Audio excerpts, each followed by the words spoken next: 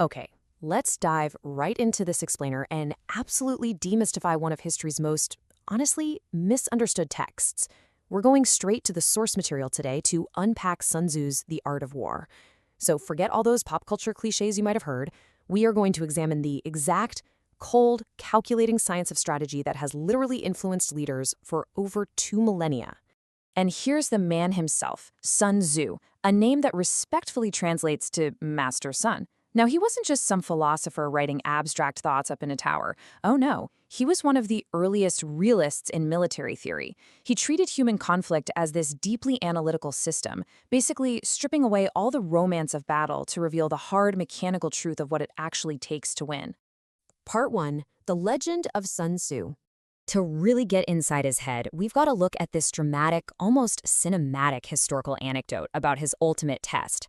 So the ancient historian Sima Shen recorded that the king of Wu wanted to know if Sun Tzu's theories actually worked on anyone, even his 180 palace concubines. Sun Tzu says, sure. The king brings them out for a drill. Sun Tzu divides them up, puts the king's two absolute favorite concubines in charge, and gives these super simple instructions. But when the drums roll, the women just laugh. They disobey. Sun Tzu patiently explains it again. And they laugh again. So, following his own brutal, strict logic, he doesn't hesitate for a second. He orders the two favorites to be executed. Yeah, you heard that right. By executing the favorites, Sun Tzu established the ultimate boundary of discipline. He told the horrified king right there on the spot, if orders are clear and the soldiers nevertheless disobey, then it is the fault of their officers. He proved this totally non-negotiable rule.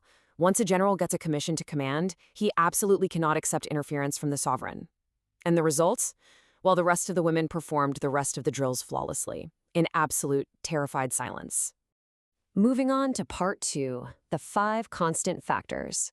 So Sun Tzu treated warfare not as this chaotic brawl of swords and shields, but as a deeply analytical macro-planning phase that happens way before you ever see a battlefield. He insisted right off the bat that the art of war is literally a matter of life and death. It's the road to either safety or total ruin. Because of that, it has to be governed strictly by these 5 constant factors you have to calculate to forecast victory or defeat. You've got environmental conditions like heaven and earth, the commander's traits, and method and discipline. But the most crucial one? That's the very first one on the list. Notice how he identifies absolute unity first. He calls it the moral law. Now, this isn't about modern ethics. It's about a shared psychological purpose.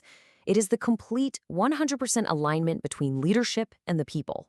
Sun Tzu understood that without total buy-in from your people, where they are undismayed by any danger whatsoever, all the brilliant tactical moves in the world are just going to fail. It's the primary foundational pillar of the whole shebang.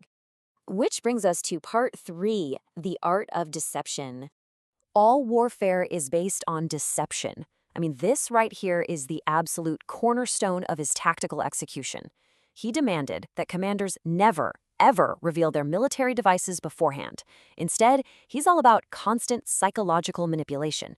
You hold out baits to entice the enemy, you intentionally irritate a quick-tempered opponent to make them act irrationally, and you feign disorder simply so you can crush them when they overextend.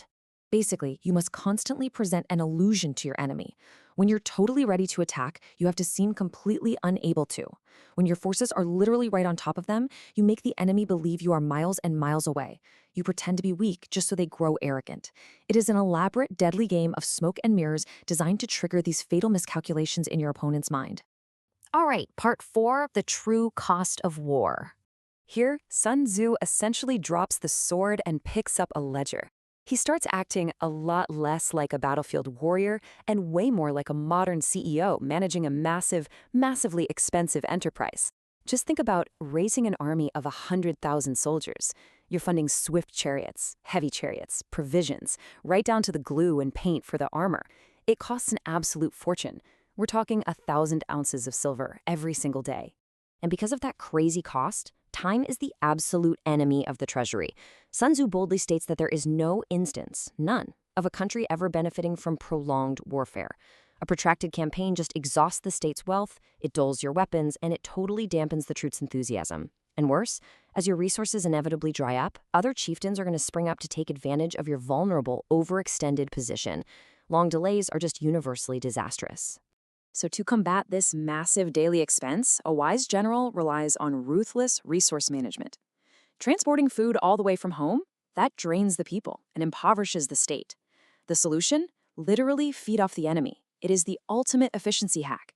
Sun Tzu calculates that one cartload of the enemy's provisions is equal to 20 of your own, purely because you save on that massive friction and cost of transport. You maintain your own operational strength while directly weakening theirs. And that leads us perfectly into part 5, winning without fighting. This is where Sun Tzu completely flips conventional thinking right on its head. In his mind, clashing swords in an open field, that's only the third best option. It's actually a sign of a failing strategy. The absolute best approach is to balk the enemy's plans before they even materialize. The second best is to disrupt their alliances and prevent their forces from joining up. And the absolute worst policy of all? That worst-case scenario is a siege. It is a grim, grim reality. Building mantlets, movable shelters, and earth mounds takes over 6 months of just grueling preparation.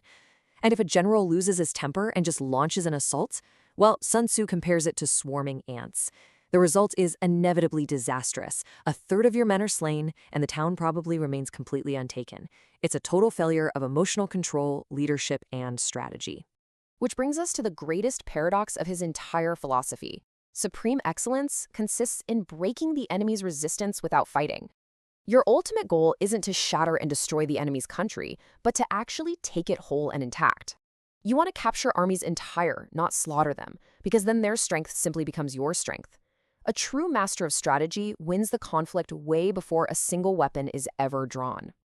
To achieve this kind of bloodless triumph, he gives us the 5 essentials for victory.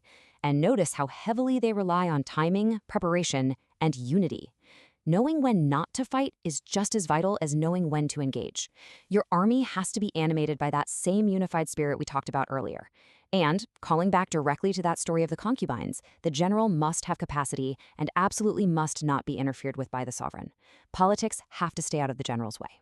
It all culminates in perhaps the most famous quote of the entire text. If you know the enemy and know yourself, you need not fear the result of 100 battles. It really comes down to this profound truth about deep, honest self-awareness and rigorous situational analysis. Sun Tzu leaves us with a framework that goes far, far beyond ancient warfare.